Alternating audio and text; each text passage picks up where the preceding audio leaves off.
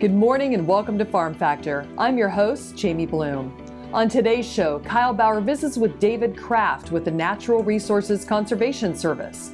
Then enjoy this week's Kansas Soybean update. Next, Kyle Bauer and David Clawson reflect back on the Starbuck wildfire and how those ranchers are doing today. Then it's this week's Kansas Farm Bureau update, and we'll end with Plain Talk featuring Kyle and Duane. Stay with us.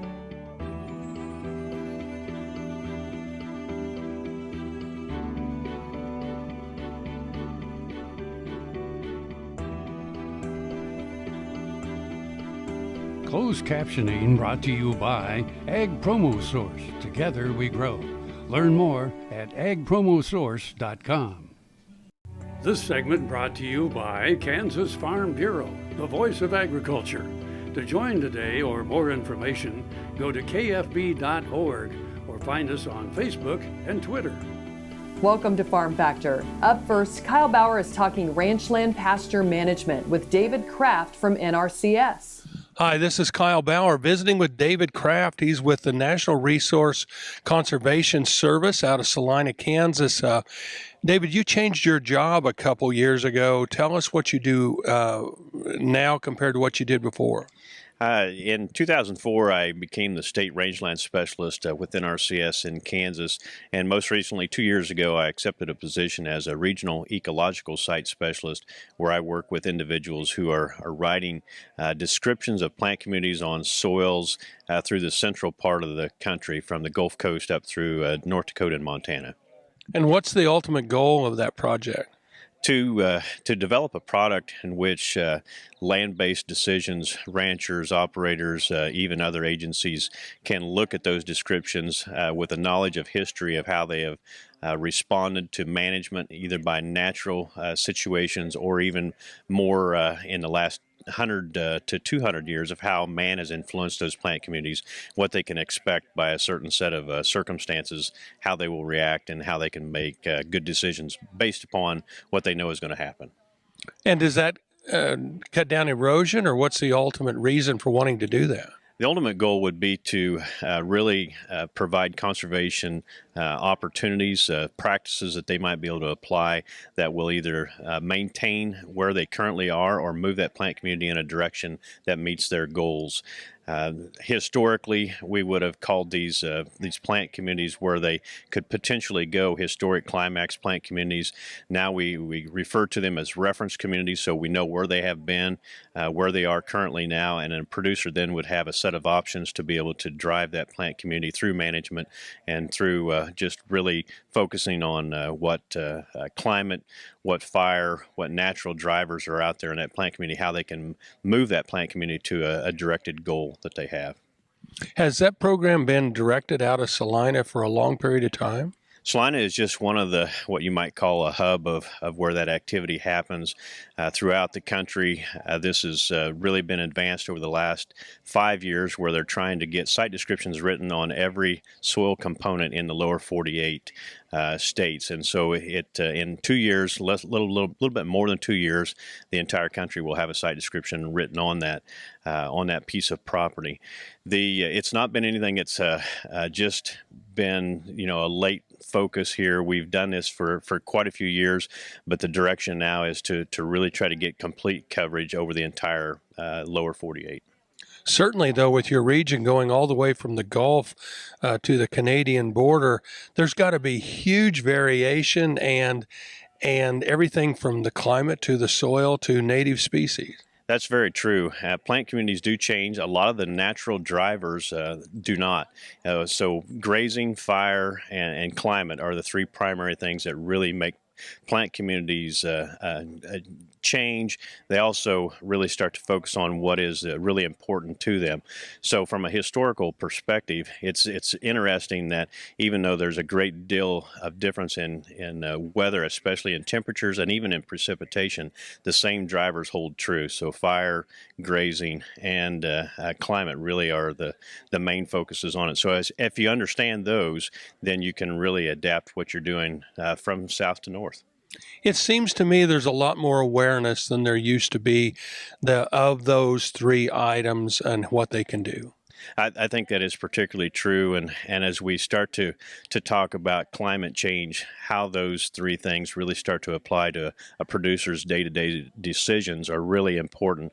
And I think we have seen more focus lately as there seems to be evidence of just erratic patterns in precipitation, even in dry conditions, and how those natural processes are a part of that. We are trying to better understand them. How can we use them to best manage what we know to be these natural environments? So it is very important, but people are becoming more and more aware of it. Visiting with David Kraft. He's with NRCS out of Salina, Kansas. This is Kyle Bauer reporting. Back to you, Jamie. Thanks, Kyle. Folks, come back after these messages for this week's Kansas Soybean Update. This segment is brought to you by the Kansas Soybean Commission. The Soybean Checkoff, progress powered by Kansas farmers. Welcome back to Farm Factor and the Kansas Soybean Update. This is the Kansas Soybean Update. It's brought to you by the Kansas Soybean Commission. The Soybean Checkoff, progress powered by Kansas farmers. Joe Steinkamp, an Indiana soybean producer who serves on the American Soybean Association's Board of Directors and Governing Committee, joins us. And Joe, one of the big awards for ASA are the Conservation and Legacy Awards. And right now, ASA is currently accepting applications for the awards. Yes, the applications for the Conservation Legacy Awards are going to be accepted, I believe, until September 7th, and you can go to the ASA website to pick up that application. And ASA has been hosting this along with Corn and Soybean Giant Chess for over 15 years. What's the biggest reason why you want to honor soybean producers with the Conservation Legacy Award? The people that we send 60% of our soybean crop to, that would be all of our customers outside of the United States, they're interested in finding out how we're growing our crops sustainably on our farms. And conservation is a big step in growing our crops with conservation in mind and sustainable, because they want to know that we're going to be able to supply them crops in 2018 and on into 2020 and for 50 and 100 years later, because they're counting on us, so they want us to be doing it sustainably. So the American Soybean Association want to honor the people that have been doing this already and encourage others to do that. So the more ways we get the conservation out to our neighbors through these awards, that way more people will consider doing it. And we want to reward the people who are doing it right now. Now, something new for this year, there is a new region that's been added to this year's program. After all these years of being involved in the Conservation Legacy Awards, we finally decided that the people in Minnesota and North Dakota and South Dakota and Wisconsin and those upper states do things differently than Kansas and Missouri and Iowa and Illinois and Indiana. We divided that up and redistributed our regions, and that upper Midwest is going to be all those what we consider upper states, and then Indiana, Illinois, Iowa, Kansas, and Missouri, more Corn Belt states, will be together, because Indiana doesn't do it exactly similar to Kansas, but it's more similar than some of our friends in northern Wisconsin and North Dakota. Joe, as you mentioned, the applications must be submitted by September the 7th. What is the best way for the soybean producer to submit their application? To get online and read the requirements from the American Soybean Association website, and then everything, of course, can be submitted electronic. That's Joe Steinkamp, an Indiana soybean producer who serves on American Soybean Association's Board of Directors and Governing Committee. He joins us on the Kansas Soybean Update. It's brought to you by the Kansas Soybean Commission. The Soybean Checkoff, progress powered by Kansas farmers. Learn more at kansassoybeans.org. For Kansas Soybeans, I'm Greg Akagi. Hope you enjoyed this week's Kansas Soybean Update. Stay with us after the break for more as Kyle Bauer and David Clawson reflect back on the Starbuck wildfire. What if sustainability were synonymous with U.S. soy? If energy efficiency, water quality, and soil health help define U.S. soy's value, that future is here, the time is now. To meet end-user demands, the Soybean Checkoff is committing to sustainability that's achievable, worthwhile, and enduring. A message from the Kansas Soybean Commission, the Soybean Checkoff, progress powered by Kansas farmers. All over the country, More and more communities are making the change to biodiesel, made from U.S. soybean oil. And the decision continues, improving the health and welfare for millions of Americans while adding billions to our national economy. Kim Mandarin with Hardy Insurance. I'm here to help you with all of your farm and ranch needs. When it comes to protecting your operation and your family, you need a name you can trust at a price you can afford. Call me today or visit hardyaviationins.com. KFRM is one of the largest farm radio stations in the nation, dedicated to informing and entertaining rural listeners from northern Oklahoma to southwestern Nebraska. You can catch KFRM in many ways. Of course, 550 on the AM dial, streaming at kfrm.com, or on your smartphone by going to the TuneIn Radio app, or on Ag AM in Kansas on Tuesdays and Facebook every day of the week. KFRM, tune us in. You'll be glad you did. Next time you see a beautiful field of corn, reach out and thank the farmers who work tirelessly to raise corn for livestock feed, renewable fuels, and exports to feed a growing world population. The farmers on the Kansas Corn Commission work for Kansas Corn with grower-funded checkoff dollars that support foreign and domestic market development, research, promotion, and education to expand opportunities for Kansas farmers. To learn more, visit kscorn.com. This segment brought to you by SureCrop, liquid crop nutrition delivered right to your farm. We're back. Now we learn more about the effects wildfires have on cattle with Kyle Bauer and David Clawson. Hi, this is Kyle Bauer. I have the opportunity to visit with David Clawson. A year ago, or at least 8-9 months ago, we visited with David about the Starbuck fire. Much of his ranch was affected by that. And now, after a year, what things are like and what has happened over the last year. David, the Starbuck fire started on March 6th. And tell us about what came about after that, and then take us through the last 18 months. Well, the next 30 days, tremendous March winds, ground blew, the fire had burned everything off slick, so we had sand moving in the sand hills, even the hard ground was moving, but the rains came the end of March, and we got some tremendous green growth and ground cover over the next 60 days, which was tremendous, and it kept everything from blowing, and we had good moisture up until toward the end of August, and we had a few rains in September, but after that, we were no moisture end of September for the next 6 months. Well, and truly, if you drove through that country, you'd think, oh my gosh, this just came back. But what came back wasn't particularly useful. That's correct. And the sand hills especially was where we saw the most non-useful plants for grazing. We had great cover, and it was all sagebrush and ragweed. Mm-hmm. You know, you just look down, the ground was covered enough to hold it, but I mean, no cattle, they aren't going to graze it. So that was just one of those things, and we sat there and we just backed off of it. And the amazing thing that we found with those particular areas is I took pictures 2 weeks ago, so the first part of August, I looked down, no ragweed.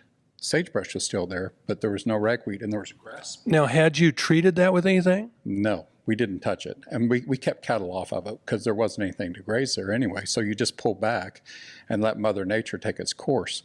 Now, there's some of the people that wanted to spend money and use chemicals and everything like that, but patience is the key. And it was amazing. There's grass coming now where there wasn't a year ago. There had to be huge variations in soil type as to how things are coming back and you deciding what to do where. Exactly. There's some hard ground that we're still struggling with, but for the most part, the hard ground has come back good. If we've got some the grass that is a large, the taller grass has been able to cover the ground and kind of keep the sun from hitting it. Some of our pastures that just have mainly blue grama and buffalo, they're not able to mulch the ground or cover, shade it, so it's tended to bake, and it hasn't come back near as good. But we have a lot of it that has come back very nice. We've had Mother Nature's taken care of it very well. So at this point, 18 months later, what was your stocking rate this year? I mean, are you at 10% or 5%? And what are you anticipating for next year? It just depends on the area. we grazed a little bit when it went dormant last fall, where we did have grass that came back, but we pulled back on most of it during the growing season just to give it more ability to come back and put more energy into the roots. Right now, we're probably 25% stocked, would be my guess, overall on the burn areas. So I think we'll get back up to 50 to 75% by next year if everything holds. And we've had wonderful moisture the last 90 days. So even through that drought of 6 months, we've had great moisture for the last 3 months. Talking with David Clawson, talking about the Starbuck fire and 18 months later, and how the ranches are recovering in the Englewood, Kansas area. This is Kyle Bauer reporting. Back to you, Jamie. Thanks, Kyle. Come back after the break for this week's Kansas Farm Bureau update. Kim Mandarin with Hardy Insurance. I'm here to help you with all of your farm and ranch needs. When it comes to protecting your operation and your family, you need a name you can trust at a price you can afford. Call me today or visit hardyaviationins.com. Valley Vet Supply is devoted to providing information and professional quality products at reasonable prices. ValleyVet.com, ValleyVet.com, Valley Vet Supply. Hello, I'm Dr. Frank Lyons from Kansas Regenerative Medicine Center here in Manhattan, Kansas. Daryl was one of our patients that we did about 7 months ago. I dug trees by hand for years and years and years. In the process, I wore out my rotator cuff. But when I learned about this process, I thought if there's a way to get rid of this pain, then I want to do it. So we did it and it worked.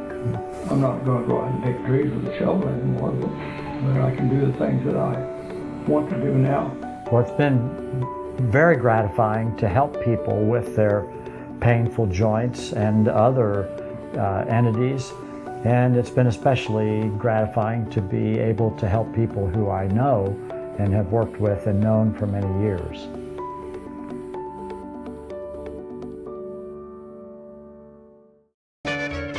Ag Promo Source is a unique group of marketing specialists with one mission: help your ag business grow. Each affiliate has their own area of expertise, and they work together to bring you advice, products, and services. To get started, visit agpromosource.com. Ag Promo Source, together we grow. This segment brought to you by Kansas Farm Bureau, the voice of agriculture. To join today or more information, go to kfb.org. or find us on Facebook and Twitter. Welcome back to Farm Factor and the Kansas Farm Bureau update. Rich Fells, president of Kansas Farm Bureau. I want to start out talking just a little bit about national issues that I know many of you are hearing a lot about, and that's the trade situation and the impact that it has on agriculture. A couple of weeks ago, we were with American Farm Bureau in Washington, D.C., and had several presenters addressing the issue. And one of the catches that they were using was trade, not aid. And I think as we hear what the administration was wanting to do is to provide some relief for those in production agriculture for any impacts that the tariffs are causing on the impediment of trade to the other parts of the world. People in production agriculture really don't see that as a great alternative. However, if it comes to worse, realize that it might be essential to their operations. I think the challenge with these trade situations, though, is long term. We can patchwork here in the short term, but in the long run, we've got to be careful that we don't destroy some of the long-term relationships that we've had with some of these other countries. We've been kind of built into their infrastructure, and that can change. In the case of Mexico, specifically, the amount of product that they move from our country to Mexico is a very, very significant part of their imports. We're going to give them the opportunity to import products from other parts of the world. Stay with us. We'll be back after the break with Plain Talk. Sure Crop Fertilizers was started by my father, Don Sherman, and my mother, Shirley Sherman. Family business that started in the 80s. We predominantly focus on plant nutrients and what we can do to give growers better responses for with the fertilizer dollars that they do and what we can do to make those things work better for that grower. We're based out of Seneca, Kansas. We work with growers in their soil analysis to figure out what they need, and then we can put those in a blend that gives them the best results, and so that we can deliver that direct to their farm so that they have those nutrients where they need them, when they need them, and so that they can apply them in a manner that's very efficient to them and works well in their planting systems and what they're doing. Sure Crop Fertilizers has been around for a long time. We always say we're big enough to take care of everything you need, but yet we're small enough to do it quickly. You can get a hold of us at 1-800-635-4743. Our website is surecropfertilizers.com, and you can always email me at Corey@surecropfertilizers.com, and with any questions you have, we'll be glad to answer and work with you. As fourth-generation farmers themselves, Heinen Brothers Ag Service understands the risk and rewards of farming. So when it comes to quality aerial and ground application, fertilizer, ag chemicals, and anhydrous ammonia, call Heinen Brothers Ag today, 800-760-4964. Summer is busy at Tarwater Farm and Home. We have just about everything you'll need for your summer projects, and we're consistently competitively priced. Tarwaters can help make your grass and garden grow. And we have a huge variety of equipment to cut it. If you have a farm, Tarwaters has the products and equipment to keep it going strong. And our expanded parking lot will make it even more convenient to shop. So come see us at Tarwater Farm and Home in Topeka. This segment brought to you by Kansas Corn. Learn more at kscorn.com. Welcome back. Now let's see what Kyle and Duane are up to on Plain Talk. Hi, this is Kyle Bauer with Plain Talk with Duane Toews. Kyle Bauer, your fact or fiction question of the day. The Eiffel Tower's top will sway up to 7 inches with the passing of the day's sun. Fact or fiction? Oh, with the sun. I was thinking with the wind. I thought it's not a guide tower. It's not going to move. The sun, 7 inches. I'll go with true. That's what it says. Wow. It expands in the sunshine. On the side, yeah. Facing one side heats up, the other side cools down. There you go. Wow. Can you think about how much that strain that puts on all the little rivets along the way? Yeah, that's what I'm wondering. How has it come down? Because that many times of expansion and contraction, yeah, you weaken metal each and every time you do that. Exactly. Here's the other one. You know, it was meant to be a temporary tower. Oh, well, maybe that's why. Yeah, it was. I don't recall which World's Fair it was, but it was only supposed to be up during the World's Fair.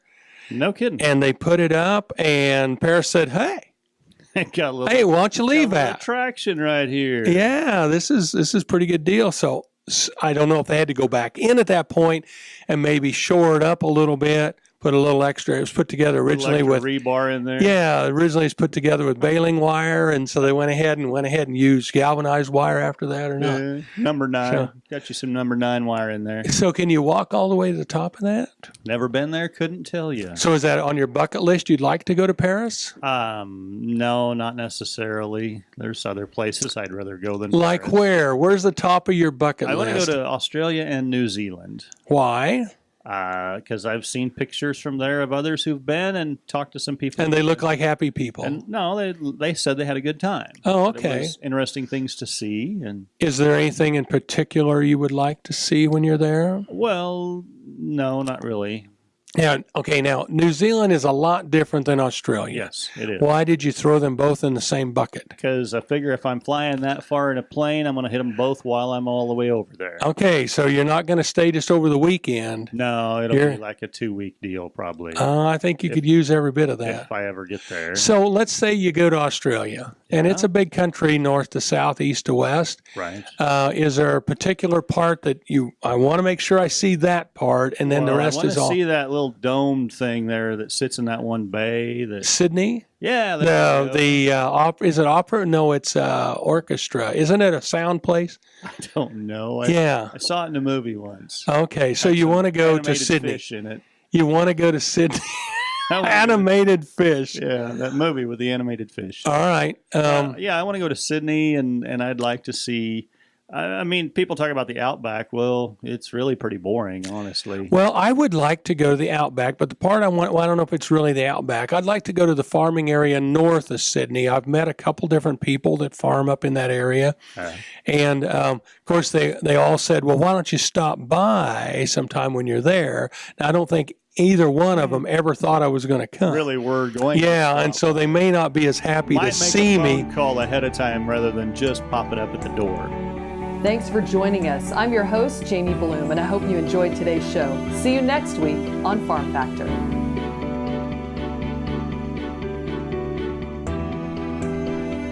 Closed captioning brought to you by Ag Promo Source. Together we grow. Learn more at agpromosource.com.